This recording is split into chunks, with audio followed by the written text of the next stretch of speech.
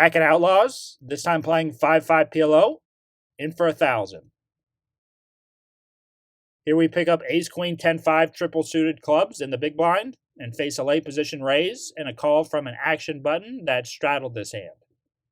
The straddle works at this casino. Action starts under the gun, then skips the button only if they face a raise.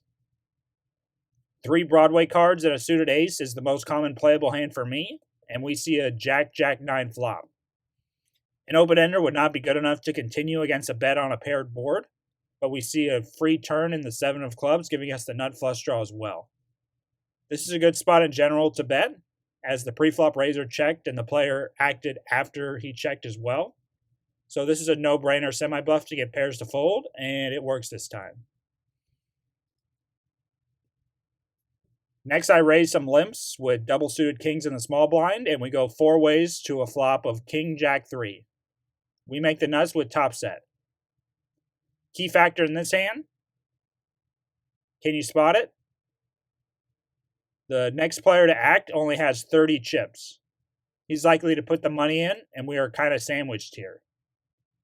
The play is to check and let him bet, and we see what the other players do. That is the play with 100% range here, in my opinion.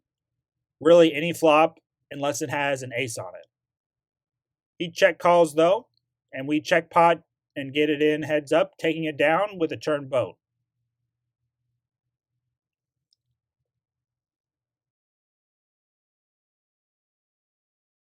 All pocket rockets are not worth the same. Rainbow crappy aces, and I decide to limp in. I don't want to announce I'd likely have aces with a raise and have no backup. We face a raise and the blind's calling, as hey, it is just 85 more and I can't leave my $5 soldier out there, and we close the action. My thought process was I'm likely going to get called and go 4 ways to a flop of about 1800 SPR1 and not push much equity. This ace's hand does much better heads up than multiply when all in. You never know what can happen in these games, though, so I think the play is to high variance it up and repot. Maybe players fold. If not, oh well, we still push our little bit of equity. If we had premium aces, we would actually love multiple callers. When you hear someone say you want aces all in pre-flop heads up, remind them not if they are premium. Weak aces want all in heads up. Medium are indifferent. Premium want as many callers as possible. Here's a simple calculation. Our 2K in a heads-up pot with premium aces at 70% has an EV of 800. But with our 2K in a 4-way pot with premium aces at 40% has an EV of 1200. So 50% more. All that, though, for a mistake, maybe results-oriented, as I just called. Then flop quads, so I didn't need any stinking backup. I make a small bet on the turn, and everyone folds. Missed out on about 1,000 there, I think. In the likely scenario, all players call my pot pre and still fold post.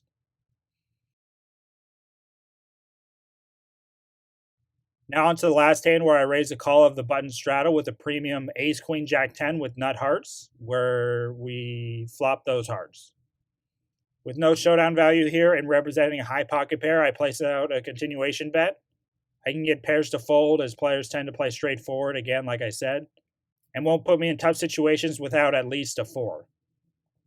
With both players calling and facing a $300 bet on the turn, though, easy give up, and we wave the white flag. That's the last hand I got for you. Out for $14.55 for a profit of $4.55. See you next time.